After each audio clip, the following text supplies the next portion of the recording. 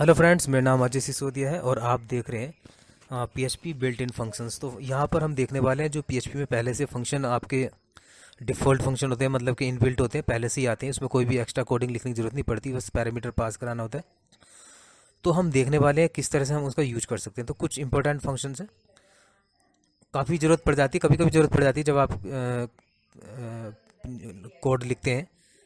तो वहाँ पर आप कैसे यूज करेंगे वो हम देखने वाले हैं। तो कुछ मैं फंक्शन उठा लेता हूँ, जैसे मैंने इंट डिव ले लिया, यानी कि एक इंटीजर होगा। इंटीजर को डिवाइड कैसे करेंगे? इंटीजर आई थिंक मैथ्स में आपने पढ़ा होगा छोटी क्लास में कि पॉजिटिव नंबर्स होते हैं, नेगेटिव होते हैं और जीरो होता है, ठीक है। एक पावर पढ़ेंगे, पावर भी आपने देखा होगा, हम पावर कैसे फाइंड करते थे मैथ्स में जब छोटी क्लास में होते थे, ठीक है। तो पाई भी आपने पढ़ा होगा, पाई की वैल्यू जब हम एरिया फाइंड करते थे सर्कल का या सरकमफ्रेंस निकालते 2 पाई आ रहा था, वही पाई की वैल्यू शो करेगा ये फंक्शन। तो मैं इसका दिखा देता हूँ आपको। अगर गूगल में जाएंगे तो आप टाइप करेंगे अगर इंट डिव, तो आपको यहाँ डिटेल वो दिखा देगा। तो इसमें दो पैरामीटर जो पास करेंगे आप, तो इसमें पहला होगा डिविडेंड और दूसरा होगा डिवाइजर। तो पहला पैरामीटर जो होगा वो होगा जिसको आपको डिवाइड करना होगा, वो ना इंटीजर होगा।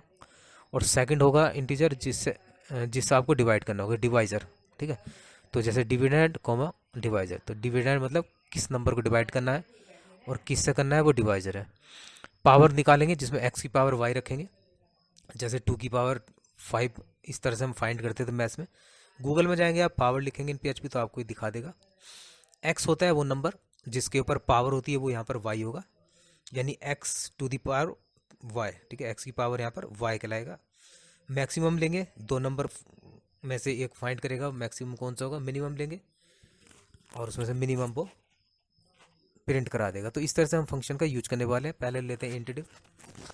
मैं यहाँ पर एक को करा लेता हूँ इंट डिव, यहाँ पर मैंने लिख दिया है फंक्शन। तो अब ये दो नंबर इंटीजर पास होंगे यहाँ पर, एक तो डिविडेंड 20 को मुझे डिवाइड कराना है 4 से, और मैं यहाँ पर रन करा लेता हूँ पीएचपी और फाइल नेम लिखता हूँ।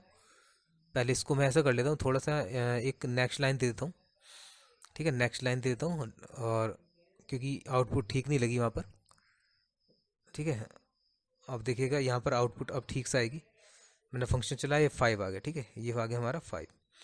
तो मैं यहाँ थोड़ा समझने के लिए यहाँ पर कुछ फॉर्मेट ठीक कर लेते हैं। ऐसा कर लेता हूँ मैं, इस बार आपको ऐसा भी कर सकते हैं आप कि मैं डिविडेंड को बाहर ले लेता हूँ और यहाँ पर ले लेता हूँ डिवाइजर। तो बाहर से वैल्यू हम कोई भी वैल्यू चेंज करनी होगी तो यहाँ से चेंज करते जाएंगे, ठीक है। कोडिंग में ऐसे आगे जब आप काम करेंगे तो इस तरह की ज़रूरत पड़ेगी। तो यहाँ पर मैं पास करा लेता हूँ इनको डिविडेंड, और यहाँ लिखता हूँ डिवाइजर है, ठीक है। और 20 को 5 से डिवाइड कर देगा।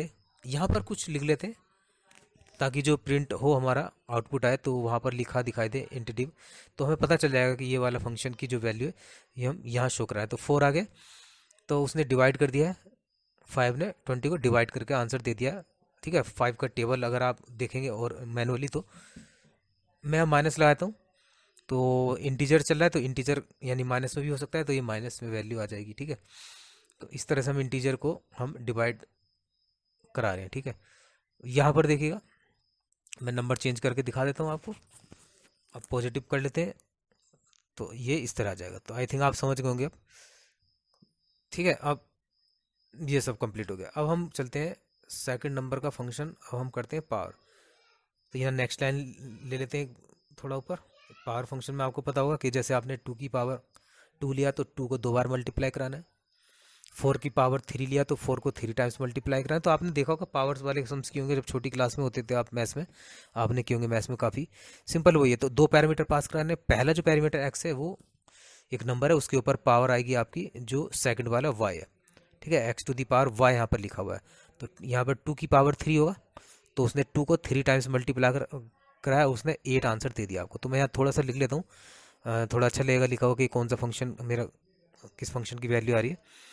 तो देखिए यहाँ पर पावर यानी 8 यहाँ पर आ गया है, क्यों किया उसने 2 को 3 टाइम्स मल्टीप्लाई, 2 × 3 टाइम्स मल्टीप्लाई। अब मैं चेंज कर लेता हूँ, यहाँ लिख देता हूँ 3 और यहाँ लिख देता हूँ मैं 2। अब क्या होगा, 3 की पावर 2, 3 टू दी पावर 2, तो 3 दो बार मल्टीप्लाई होगा, 3 × 3। तो पावर आपको निकालना आता है उस छोटी क्लास में, सिंपल वही है, कोई एक्स्ट्रा कोड नहीं लिखना पड़ता। हमें पीएचपी इनबिल्ट फंक्शन हमें मिले होते हैं। देखिए 3 × 3 होगा, ठीक है। तो यहाँ पर होगा 3 की पावर 2। मैं वहाँ भी लिखा देता हूँ डिवीजन। देखो डिवीजन कैसे होता है, जो डिविडेंड है वो ऊपर आएगा और नीचे आएगा डिवाइजर। जिसे हम डिवाइड करेंगे। तो इस तरह से ये फॉर्मेट मैं आपको बता रहा हूँ, ठीक है। मैथ्स में क्या होगा, आई थिंक आपको आता होगा।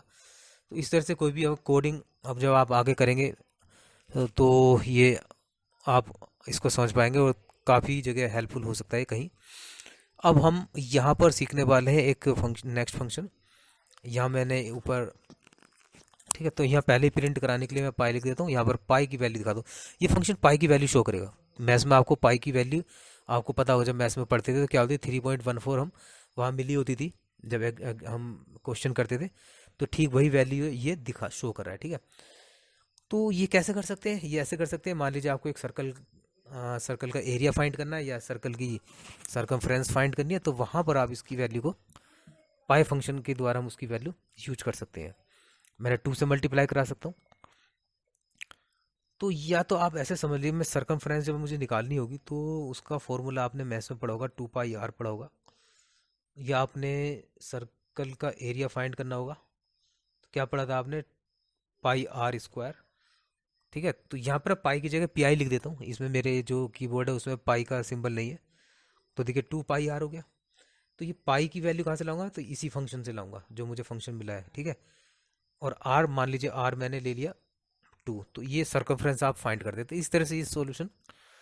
और भी बहुत चीज़ें हैं, मैंने एक आइडिया दे दिया। पाई की वैल्यू कहीं भी ज़रूरत अगर आपको पड़ती है पाई की, तो यहाँ पर ये फंक्शन यूज कर सकते हैं।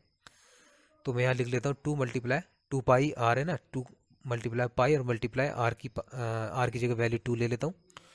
तो तीनों को मल्टीप्लाई करके इस तरह से आंसर देगा, ठीक। अब वो आप कर सकते हैं इसका फॉर्मेट, जहाँ तक आपको डेसिमल में वैल्यू चाहिए, 0.2 पॉइंट के बाद 2 डेसिमल चाहिए, कितने लाई चाहिए, तो उसमें और फंक्शन यूज हो जाता है। काफ़ी फंक्शन आते हैं, सील हो गया, फिलोर हो गया, राउंड हो गया, कुछ तरह के यूज कर सकते हैं। मैक्स ले लेते हैं। तो मैक्स में यहाँ पर आपको यहाँ मैं 2 वैल्यू पास करके दिखाता हूँ, ये खुद अपने आप बताएगा, अपने आप प्रिंट करा देगा कि मैक्सिमम वैल्यू कौन सी है।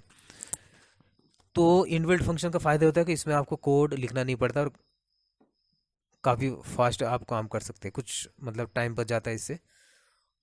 तो देखिए यहाँ पर ये मैक्स का कंप्लीट कर लिया। नेक्स्ट लाइन में मैं करने वाला हूँ मिन। तो इसी तरह से उसमें मिनिमम वैल्यू फाइंड करके आपको प्रिंट करा देगा। दोस्तों वीडियो अच्छा लगे तो लाइक, शेयर और सब्सक्राइब जरूर करें, इससे हमें मोटिवेशन मिलता है और इस तरह के वीडियोस में आगे बनाता रहूँगा। कुछ फ्रेमवर्क पर मेरा जो काम रुक गया, मुझे टाइम नहीं मिल पा रहा है, PHP फ्रेमवर्क हो या JS पर हो, मैं आगे अब शुरू करूँगा जैसे जैसे टाइम मिलेगा। तो दोस्तों इस वीडियो में बस इतना ही था, मिनिमम वैल्यू ने शो कर दिया और नेक्स्ट वीडियो में मैं कुछ